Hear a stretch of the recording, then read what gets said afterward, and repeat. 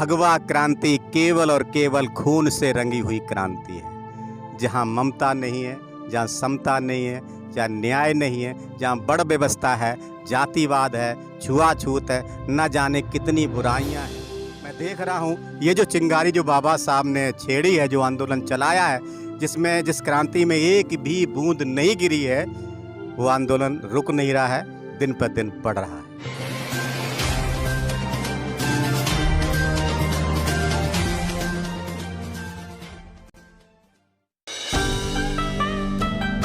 नमस्कार, आप देख रहे हैं एनबी न्यूज़ 24x7 नीलम बौद्ध के साथ। और आज हम रोहिणी के सेक्टर 21 में। और साथियों, अगर मैं बात करूं दिसंबर के महीने की, दिसंबर का महीना जैसे ही शुरू होता है और जैसे ही अंत आता है तो कई महान पुरुषों का जो संघर्ष है इस महीने में दिमाग में कौंधने लगता है। जिस तरह से अगर मैं 6 दिसंबर की बात करूँ तो 6 दिसंबर का जो दिन है, आप सभी जानते हैं कि इस दिन बाबा साहब का परिनिर्वाण हुआ था। और उसी कड़ी में बहुजन समाज के लोग लाखों की संख्या में बाबा साहब को आदरांजलि अर्पित करते हैं और अपने अपने तरीके से कार्यक्रमों का आयोजन करते हैं। अगर साथियों इस कड़ी को मैं आगे बढ़ाऊं, दिसंबर में जिस तरह से 20 दिसंबर को जो संत गाडगे महाराज जी है उनका भी परिनिर्वाण दिवस हुआ था। और जिस तरह से बताया जाता है संत गाडगे जी और बाबा साहब समकालीन रहे हैं, लेकिन संत गाडगे बाबा 15 साल उनसे बड़े थे। लेकिन जिस तरह से उन्होंने पाखंडवाद, रूढ़िवादी परंपरा और स्वच्छता के तहत जो अभियान छोड़, और खासकर एक बात कहते थे कि कम रोटी खा लेना, फटे हाल में रह लेना, कम कपड़े पहन लेना, लेकिन अपने बच्चों को शिक्षा जरूर दे देना। और इसी कड़ी को साथियों अगर मैं आगे बढ़ाऊं तो जिस तरह से हमने देखा कि 24 दिसंबर को एक ऐसे महानायक पेरियार जी,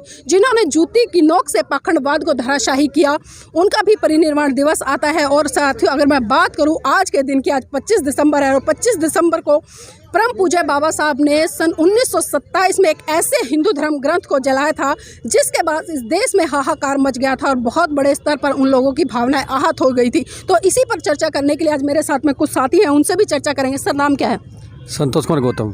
संतोष कुमार गौतम जी, जिस तरह से हमारे पीछे एक बैनर लगा हुआ है, शिक्षित बनो, संगठित रहो, संघर्ष करो, और त्रिरत्न बौद्ध महासंघ दिल्ली केंद्र की तरफ से एक आनंद महोत्सव कार्यक्रम का आयोजन किया गया है, इसके पीछे उद्देश्य क्या है? इसका उद्देश्य है बाबा साहब के विचार, तथागत के विचार घर घर तक पहुँचे।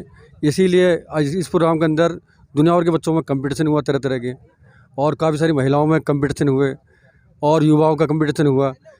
इस कंपटीशन के माध्यम से बाबा साहब के विचार घर घर पहुंचाने का उद्देश्य है हम सभी का, जिसका में त्रिलोक महासंघ जो लगे हुए हैं, हम लोग साथी भी लगे हुए हैं इसमें। और इस कड़ी को घर घर तक क्या बोलते हैं, लॉ जो है एक मसाल बन जाए, उसी सिलसिले में सभी लोग एक से एक कदम मिला के चल रहे हैं और चलना भी चाहिए। लेकिन इसके अंदर एक बात और बोलूँगा मैं कि बाबा साहब ने जो हमारे लिए जो करा है, जो हमारे ऊपर जो भी करा, जिसके वजह से हमने कपड़े पहन रखे हैं, खाना खा रहे हैं, रह रहे हैं अच्छे घरों के अंदर, इसको हमें आगे बढ़ाना चाहिए।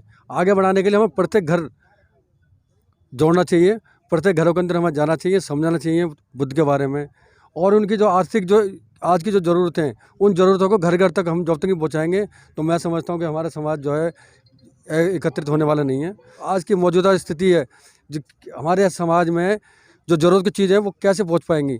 आज दिल्ली सरकार, भारत सरकार काफ़ी सारी स्कीमें हमें दे रही हैं, वो सब बाबा साहब की बदौलत चल रही है, लेकिन हमारे लोगों को अभी आज तक जानकारियाँ नहीं है। चलिए, और भी साथी हैं, उनसे भी जुड़ने का प्रयास करेंगे। और खासकर जो आज का कार्यक्रम है उसके पीछे इनका उद्देश्य क्या है और इस उद्देश्य में अब तक कितना सफल हुए हैं, ये भी जानने का प्रयास करेंगे। सर, आपका स्वागत है एनबी न्यूज़ में। थैंक यू नीलम बौद्ध जी, और आपका चैनल एनबी न्यूज़ चैनल, बहुत बहुत साधुवाद आपको।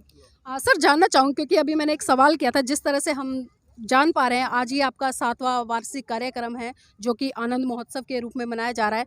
तो जब परम पूज्य बाबा साहब का परिनिर्वाण हुआ था 1956 में, और मात्र उनको 2 या 3 महीने मिले मुश्किल से जो बौद्ध धर्म दीक्षा लेने के बाद में, तो उन्होंने बहुत बड़े स्तर पर क्रांति की। लेकिन आज जो उनके अनुयायी है, हम देखते हैं कि जिस तेज गति से उस समय बौद्ध धर्म का प्रचार और प्रसार हुआ, आज वो कहीं ना कहीं धीमा पड़ रहा है। ऐसा क्यों?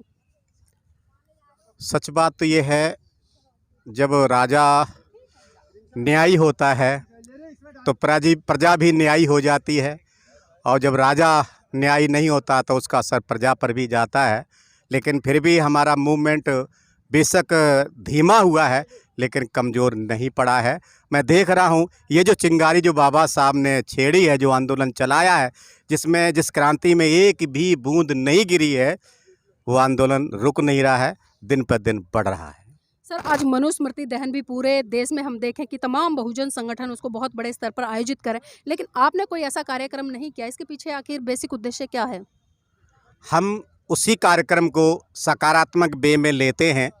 केवल हम मनुस्मृति दहन शब्द हटा करके उसको हम आनंद महोत्सव के नाम से मना रहे हैं, क्योंकि सही में जो आनंद हमें मिला है 25 दिसंबर 1927 को, जब बाबा साहब ने 5 संकल्प लिए थे और वो जो उस समय कार्यक्रम किया था, एक 1.5 बाई 1.5 का खड्डा बनाया, 6 इंच गहरा किया, चंदन की लकड़ियां लगाई और वहाँ पर जो पुराना विषमतावादी जो कानून चल रहा था, जिसको मनुस्मृति कहते हैं, उस किताब को अपने सैकड़ों अनुयायियों के साथ एक एक करके उसमें दफनाया था। अर्थात उस काले कानून को उन्होंने ख़त्म किया था और ये आशा की थी कि आने वाले समय में ये कानून निष्प्रभावी होता चला जाएगा। हालांकि ये कानून अभी भी पूरी तरीके से निष्प्रभावी नहीं हुआ है, क्योंकि लोग जो है मनुस्मृति के अंदर लिखा क्या है, उस कानून के अंदर क्या है, वो सही में उसके प्रति जागरूक अभी भी नहीं है। जी सर, आपने 5 संकल्प की बात की, बाबा साहब ने 5 संकल्प लिए थे, आखिर वो 5 संकल्प कौन से थे?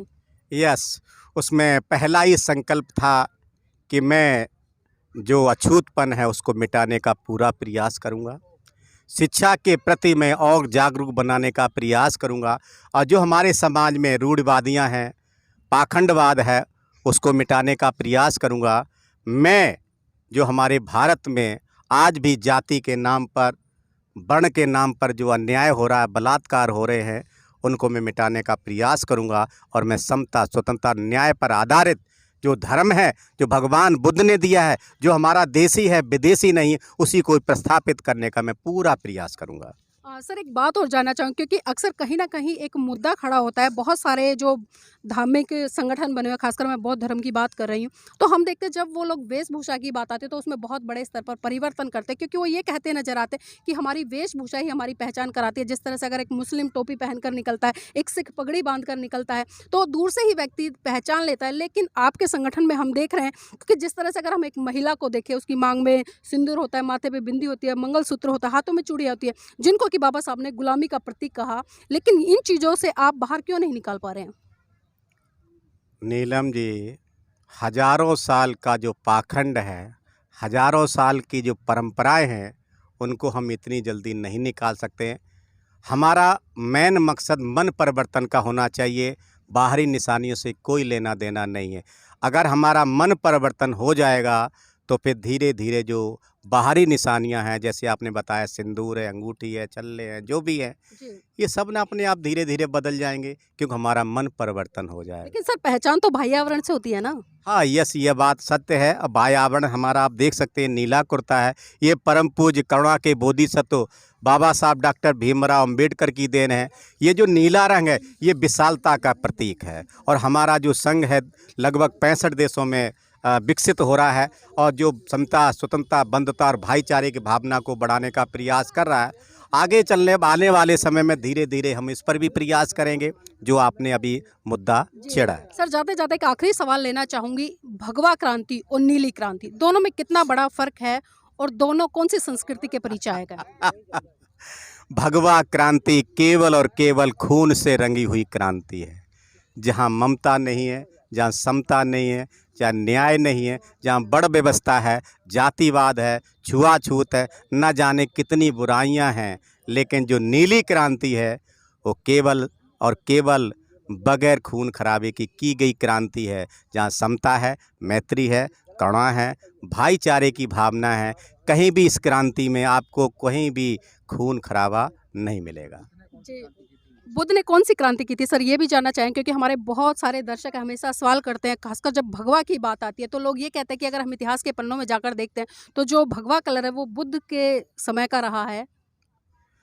भगवान बुद्ध के समय का जो भगवा कलर है, वो भगवान बुद्ध की जो एनर्जी है उसके ऊपर आधारित है।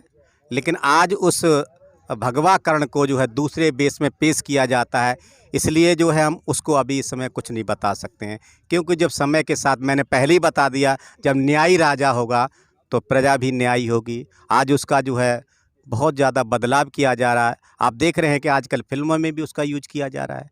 ये सब क्या है? ये जानबूझ के किया गया षड्यंत्र है उस भगवा क्रांति के लिए। जी, बहुत बहुत धन्यवाद सर हमारे साथ जुड़ने के लिए। और देखिए यहाँ पर एक बहुत अच्छी बात जो निकल कर आई है वो ये है, क्योंकि क्रांति प्रतिक्रांति जिस तरह से लगातार हम देखते हैं और प्रतिक्रांति का ही नतीजा है कि आज भारत देश में लोग जिस तरह से 25 दिसंबर को मनुस्मृति दहन करके बड़े स्तर पर इसको सेलिब्रेट कर रहे हैं, लेकिन वहीं यहाँ से ये संगठन भी जो एक सकारात्मक सोच लेके चल रहा है और यहाँ पर एक आनंद महोत्सव का जो कार्यक्रम आयोजित किया है, एक नकारात्मक ऊर्जा की तरफ ना बढ़कर सकारात्मक ऊर्जा की तरफ बढ़े हैं, जिससे कि बहुत बड़े स्तर पर बदलाव आए।